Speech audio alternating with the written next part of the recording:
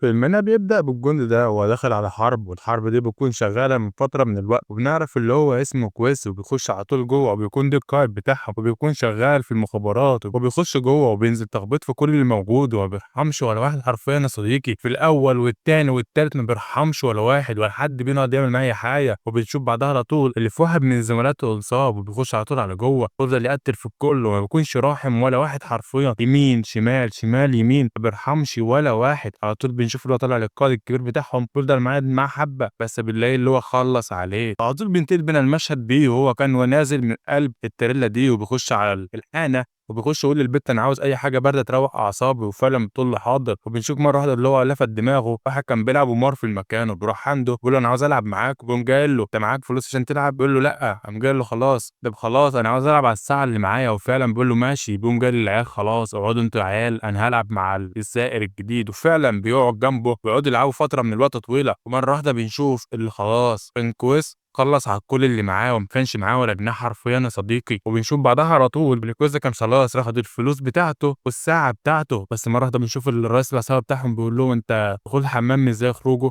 بيلاقي مره واحده مجله الرجاله ده خلصوا عليه. بس بنشوف الوحش بتاعنا بيكون سداد في اي حاجه، وقاعد ينزل فيهم تخبيط، وكان خلاص هيخلص عليهم. بس بيقول له خلاص اهدى اهدى، خد فلوسك وحاجتك ومشي. وفعلا بيلاقي خد فلوسه وحاجته وطلع بره الحانه. وبنشوف الراجل ده كان بيبص عليه ويفضل يتامن فيه. وبنعرف وقتها اللي اسمه ماكس، وماكس ده كانت مهمته اللي هو يدور على ملاكمين ويجيبهم عشان يلعبوا. وفعلا بنلاقي اللي هو بيقول هو ده الملاكم اللي احنا عاوزينه. وبينتهي بينا المشهد وبنروح تاني لكويز، وكويز بيكون قاعد في قلب الاوضه بتاعته عادي خالص، وكان خلاص راح ينام. وبيجي تاني يوم وبنلاقي اللي ماكس قاعد بره البيت وبيخبط على الباب، وبنلاقي اللي كويز فتح له. وبنلاقي ماكس بيقول له انت عامل ايه؟ بيقول له انا اعرفك. قام قال له لا، غير اي كلام كتير. بنلاقي اللي كويز قام جاي قافل الباب في وشه. وعلى طول بنشوف بعدها ماكس اللي هو بيقول له انا مش هتحرك من هنا لما اقنعك باللي انا عاوزه. بيقول له انت مقاتل جامد جدا وانا شفتك امبارح في الحانه، انت المفروض تكون مصارع جبار محدش عرف يهزمك. بالله مره واحده اللي كويز طلع بره وبيقول له اخويا عامل معاه الحوارات دي كتير وما صدقتش اي كلمه من اللي هو قالها، وبيسيبه وبيمشي. بالله بعدها على طول اللي ماكس بيقول انا مش هسيبك، انا كده كده هاخدك تصفي. وفعلا بينتهي بقى المشهد تاني هو كان قدام بيته الجديد. وبنعرف وقتها اللي كويس ما كانش ليه بيت معين اللي هو يقعد فيه، كان كل يوم بيت ايجار شقه. وبنلاقي اللي ماكس بيقول له تعالى انا عاوز اكلك واكلمك الحوار ده وان شاء الله هقنعك. وفعلا بيروح معاه وبيشوفهم قاعدين هنا، وبيقول له انت مقاتل جبار ازاي ما تلعبش مصارعه؟ قام قال له انا مش عايز العب مصارعه، انا عاوز اقعد في حالي وبس. قام قال له لا تعالى انا هقعدك وهاكلك الشهم معايا. قام قال له ولم اتقال لي كتير من اخويا وانا ما وافقتش، وجيت تقول لي نفس الكلام دلوقتي ما قلت لك كده امبارح. قام قال له خلاص تعالى اما اوريك اللي بيحصل في حلبات المصارعه. وفعلا بيقول له يلا بينا. وبنروح على طول على حلبات المصارعه، وبنشوف الراجل ده وقاعد يلم من الناس فلوس. وبيروح على طول وبنشوف اللي ماك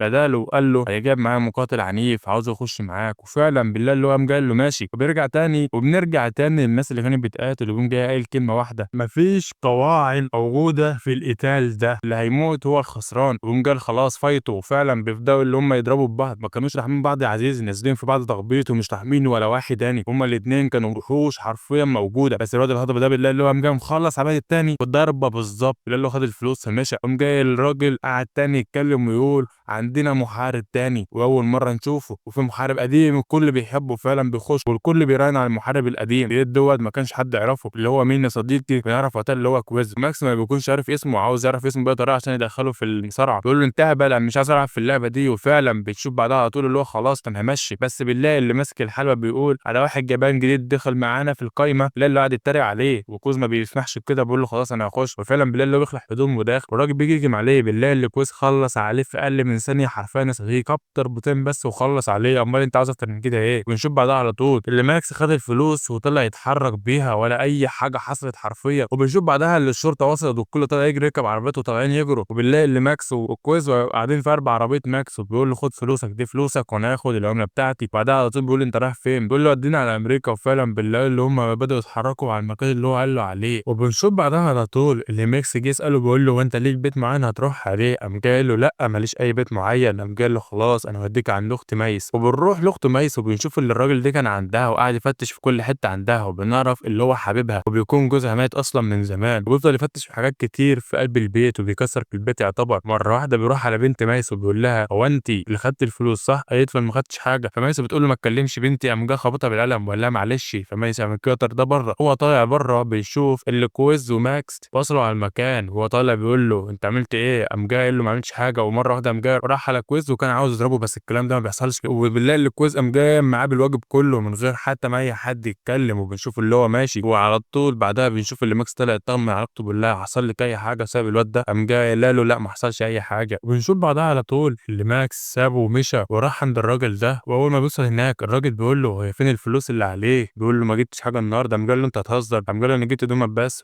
والباقي سيبه لمده الاسبوع اكون وفرته، قام قال له لا انا مش عاوز كده، انا عاوز يكون بكره تكون عندي، قام قال له خلاص انا عندي اتفاق ليك بس اتفق عليه، قام قال له ماشي قول، قام قال له انا هجيب راجل من رجالتي وبيقول له قدام 3 من عندك ولو كسبهم اعمل حسابك انا معليش اي ديون ليك، قام قال له واحد بس قدام 3، قام قال له ايوه، قام قال له خلاص اعمل حسابك اللي الرهان ده اتعمل. بنشوف بعدها على طول اللي ماكس راح عند اخته وبيخش جوه، واخته بتفضل تقول له على الانجازات اللي عملها وفي الفتره اللي هو قعدها اللي هو صلح الحمام وصلح البيبان بتاعتهم كلها، كان شغال باحلى طاقه عنده، واول مره تشوف حد بالاسلوب ده، قام قال لهم خلاص ربنا لوحدنا بقى، وفعلا بيسيبوهم ويمشي، وماكس يبدا يقول له على اللي هيحصل معاه، وبيقول له حوارة الملاكمه هتكون فيها وفيها فلوس كتير جدا وهنطلع من الفقر اللي احنا فيه ده. فكان الاول كويز مش راضي بس ماكس بيقنعه بالطريقه، وعلى طول بنشوف بعدها اللي هم وصلوا عند مكان المصارعه، وكان في 2 بنات نازلين تخبيط في بعض ومش رحمين بعض حرفيا يا صديقي، تقول يمين تقول شمال، البت اللي لابسه بروتين دي بنت جباره، ويطلع تاني لهم هم كانوا بيتكلموا مع بعض وبيدوا له خطه عشان يهزم الواحد اللي هو يخش يلعب معاه، وبنشوف تاني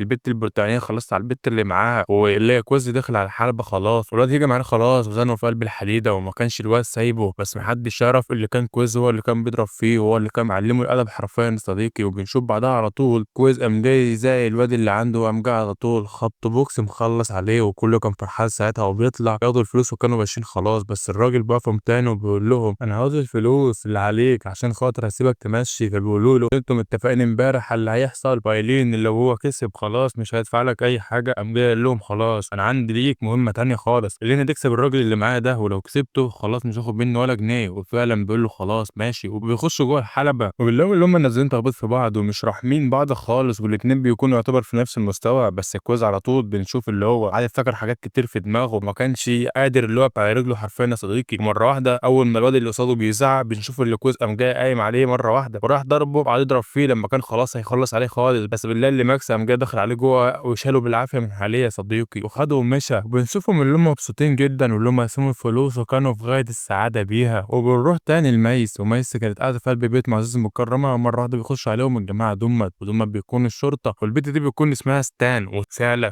بيخشوا بيقولوا احنا جايين نفتش البيت عشان احنا عرفنا اللي فيه فلوس عندك وهي بتاعتنا، وفعلا بيخشوا يفتشوا ويلاقيهم اللي هم قاعدين يكسروا في البيت، ما بيفتشوش باسلوب حلو يا صديقي، تنزيل تفتيش واسلوب وحش جدا جدا، بعدين يخبطوا كل شويه في اي حته يلاقوها عشان خاطر اللي هم يلاقوا الفلوس بتاعتها، وبنشوف اللي هم مالوش اي حاجه في البيت وبيطلعوا بره، وستيل بتروح تقول لميس اعمل حسابك انت عندك بنت لسه صغيره خلينيش ازعيك عليها، تقول لها انت عندك فلوس من حبيبك اعمل حسابك تجيبيها فهتزعلي على بنتك، بتكون ميس زعلانه جدا من اللي حصل ده وبتكون مصدومه من اللي هي بتقوله اصلا. بنشوف بعدها على طول اللي ماكس وكويز راح عندها بيقول لها ايه اللي حصل، بتقول في ناس جم يهجموا علينا وكانوا بيقولوا لي على حوار فلوس معايا وانا ما كانش معايا اي حاجه، فعلى طول ماكس بيعرف مين اللي بعتهم وبيروح للراجل ده وبيكون اسمه ستيم، وستيم ده بيبقى اصلا هو اللي مدبر كل اللي حصل، وماكس دخل عليه وبيقول له انت ازاي باعت شرطه لاخت عشان يفتشوا بيتهم، احنا ما اتفقناش على الكلام ده، قال له انا ما عملتش اي حاجه، الكلام اللي تقول له المحاميه اللي عامله كل ده، قام قال له لا انت اللي عامل كل ده، قام قال له خلاص سيبني يومين احقق في الموضوع، بس الكلام ده كله بشرط واحد، قام قال له ايه، قام قال له المقاتل بتاعك يخش في مباراه تانيه، قال له لا ما فيش اي مباراه تانيه هتحصل، قام قال له خلاص انسى اللي انا اعمل الحوارات دي كلها، وفعلا بيسيبوه بيمشوا وهم طالعين بيقابلوا المحققه، والناس ده بتكلم كويز وبتقول له عامل ايه، قام قال له انا عارفك، قام قال له لا بس انا عارفاك، قام قال له تعالى حارب واحد من رجالتي عشان اسيبكم في حالكم، وفعلا بيقوم جاي موافق، وبنشوف على طول اللي هو تاني يوم راح للحلبه وكان هيقاتل شرطي، والراجل ده بيروح يقول له على حبه حاجات الراجل بيعملها، وبيقول له الراجل ده ما بيلتزمش باي قواعد، وفعلا اول ما بيخش جوه بنشوف اللي هم نازلين في بعض تخبيط وما عادوش راحمين اي حد خالص، ولا ده رحم ده ولا ده رحم ده، بس مره واحده بنلاقي اللي كويس فاق عليه وقعد يضرب فيه ومش رحمه حرفيا، والراجل التاني كان غشيم برده حبتين، ومره واحده بنشوف اللي كويس قام جاي خبطه بالرجل، قام جاي كسر له العمود الفقري ومخلص عليه خالص، وعلى طول بنشوف اللي هم كلهم نزلوا احتفلوا بكويز وخدوه ومشوا، الراجل اللي هو مع الكاس ده قام جاي قايل له انت عملت ايه، قام جاي له ما عملش اي حاجه، قال له انت موتت واحد من ضباط الشرطه، بنشوف مرة واحدة اللي في طلق نار جوّه، هُم على طول خدوا بعضهم وطلعوا يجروا بالعربيات، وبنشوف الراجل ده وهو ماشي في قلب الممر ورايح يركب عربيته، بس الشرطي بيقابله في وشه وقام جاي مخلّص عليه في ثانية، وبنشوف بعدها على طول وهُم ماشيين ماكس وكويس وبيرن على ماكس وبيقول لها لمّي حاجتِك بقى، قام جاي قايل له ليه إيه اللي حصل؟ قام جاي قايل لها بس لمّي حاجتي وخلاص، وفعلًا بتعمل كده وخلاص اللي هُم كانوا برّه وخلاص ماكس وكويس وصلوا على البيت وهُم كانوا خلاص قلقان برّه، وفعلًا كويس نزل عشان يجيب الشنط ويحطها في العربية عشان يمشّوا، بس مرة واحدة العربيات دي بتيجي عليهم يفضلوا يضربوا بالطلق وبيصيبوا البت الصغيرة فعلًا، كانوا كلّهم زعلانين جدًا وبيتصلوا بالإسعاف والإسعاف بتيجي تاخدها فعلًا، وبيكون كوز وماكس مش عارفين يعملوا إيه، مرة واحدة بنشوف اللي كويس طلّع الصورة دي من جيبه وكانت دي صورة واحد صاحبه اسمه آدم، وعلى طول بنشوف اللي هو بيقول لماكس هات التليفون بتاعك، فعلًا بياخده وماكس بيسأله بيقول له أنت عاوزه ليه؟ بيقول له أنا عاوزه عشان أرن بس على صاحبي ممكن يكون هو اللي يساعدنا، وفعلًا بيرن عليه وبيعرف عنوانه ويروح له على هناك ويكلمه وقتها وبيقول له أنا عاوز حبة أسلحة بس منك، فعلًا بيقول له معايا في قلب شنطة العربية، وبيكون كويس وماكس مستغربين جدًا من اللي هو بيقوله ده، بيقول له أنت ليه شايل معاك أسلحة؟ بيقول له الوقت اللزوم اللي زي ده، وفعلًا بيروحوا بيشوفوا الأسلحة كلها معاه، وساعتها آدم بيقول لهم يالّا عشان نهاجم معاكم، قام جاي كويس قايل له لأ أنا مش هاضحي بحياتك عشان خاطري، قام جاي قال له أنت ياما ضحيت عشاننا، وبيكون وقتها كويس فرحان جدًا من آدم اللي هو بيرد له أي حاجة من اللي هو كان بيعملها له، وعلى طول بنت المشهد هُم كانوا داخلين الحانة دي واحد برّه يبلغ الشرطة اللي هُم وصلوا فعلًا، بيخشوا جوّه وكويس وماكس بيخشوا جوّه عند الرئيس بتاعهم وبيخشوا يفضلوا يزعقوا معاه عشان بعت ناس عشان يموتوهم، وهو ما بيكونش عارف إيه اللي بيحصل أصلًا، وبنطلع برّه تاني لآدم، وآدم بيكون ماشي في الطريق عادي ومرة واحدة بيخش عليه الجيش ده، ويبدأ من هنا الأكشن يا عزيزي، نازلين ضرب في بعض ومش راحمين أي حد بالأسلحة، يمين ماشي، شمال ماشي، بس أهم حاجة الوقوف الجدعنة، نازلين تخبيط في بعض ومش راحمين ورا بعض، ويفضلوا يضربوا في بعض لمّا خلاص خلصوا على كل اللي موجود، وكان خلاص كويس وماكس خلصوا على كله، وآدم وقتها بنشوف هو كان بيحارب الاتنين دُمّة وبيموت واحد والتاني بيضربه طلقة في بطنه، بيكون خلاص بيموت، وقبل ما يموت بنشوف على طول اللي هو قام جاي مخلص على الواد ده، وبنطلع برّه تاني وبنشوف اللي في ناس كتيرة داخلة عليهم وبيخش على طول بنشوف اللي هو قام جاي ضارب الواد ده بالطلقة في صدره ومدخّله جوّه، وعلى طول بنشوف اللي هو بيدّيهم الأمر اللي هو يفضلوا يضربوا في الحيطة، وفعلًا بيعملوا كده وبيصيبوا أكترية الناس اللي كانوا جوّه، وعلى طول بنشوف اللي ماكس قام جاي شاري السلاح ومخلص على واحد فيهم، واحد بيشوفه قام جاي مدّي له طلقة، بس كوز ما بيسكتش بيخلص عليهم كلّهم في أقل من ثانية، وعلى طول بنشوف اللي الرئاسة بتاعتهم جات ودي القادة اللي إحنا اتكلمنا عليها، بتغلط على طول على جوّه وبتخش على البت اللي كانت قاعدة على فوق المدير وقامت جاية مموتاها على طول، وراحت على المدير بتقول له يالّا أنت مع السلامة أنت كمان، وقامت جاية مخلصة عليه وطلعت برّه، وكانت خلاص هتخلص على ماكس وبتقول له كويس ارمي السلاح عشان ما خلصتش عليه، وفعلًا كويس بيرمي السلاح بيطلع لها open خالص وكانت خلاص هتخلص عليه، بس الكلام ده ما بيحصلش يا صديقي بالله، مرة واحدة ماكس قام جاي مطلّع سلاح من جنبه وقام جاي مخلص عليها خالص، وعلى طول بنروح وبنشوف اللي كويس راح لماكس عشان يطمن عليه ويشوفه وبيعرف اللي هو حلو، على طول بيروح على آدم وبيشوف هو فين، وأول ما يخش جوّه بيشوف اللي هو خلاص مات،